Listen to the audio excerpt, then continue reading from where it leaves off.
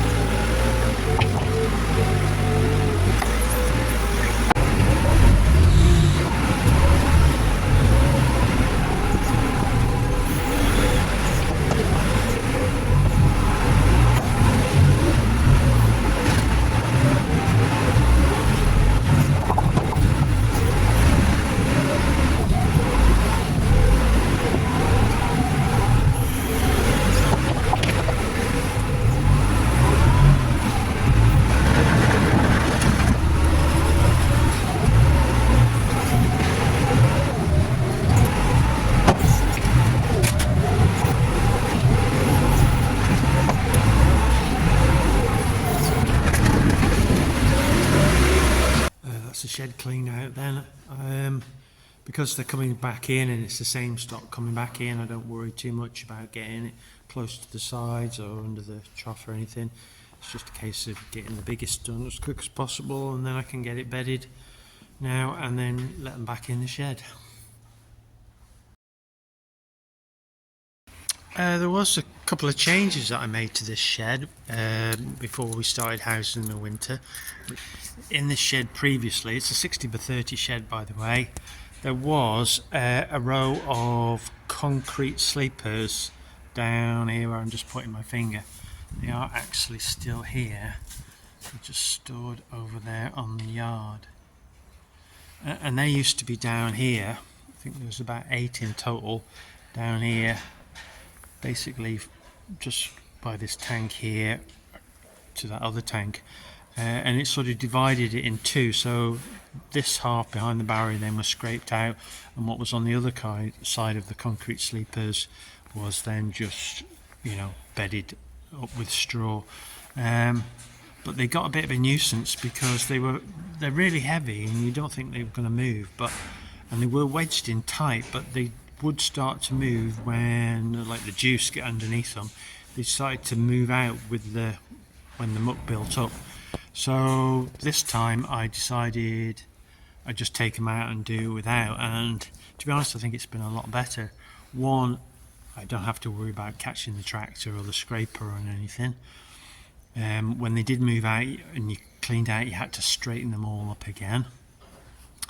And then the other thing which you might have noticed when I cleaned out, because the Kramer's got four-wheel steer, I can actually drive in the shed, get a bucket of muck, and then actually do a 180 and drive out the door. So I couldn't do that with the loader tractor very well. It'd be a bit of shunting probably, but the Kramer with its four-wheel steer is great for cleaning out these sheds, particularly if your doorways aren't particularly wide. These doorways are all, there's 2 doorways into this shed, so I used them both before and now I only need to use the one.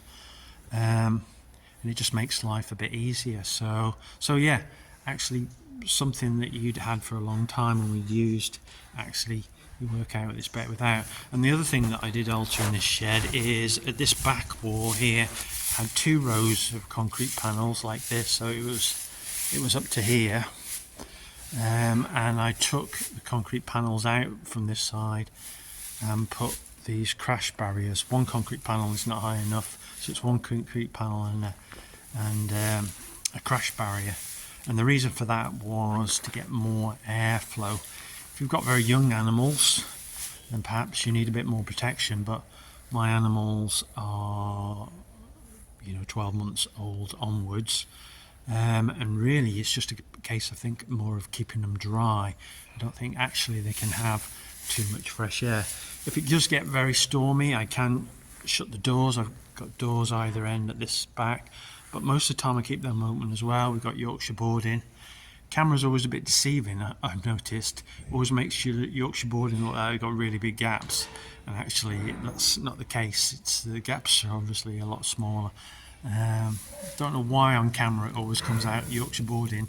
You can virtually see through it on the camera, and yet with my naked eye there's only about an inch, 30mm gap. But anyway, let me shut the door and get these guys back in because they have been waiting for a while. Right, you're getting hungry. Want to come back in?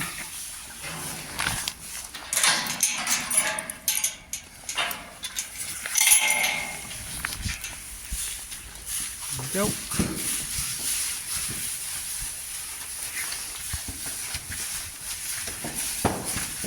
Come on then.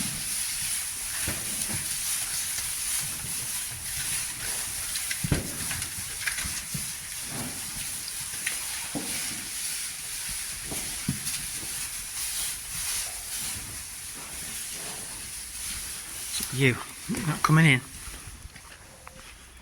Come on then. Let's go.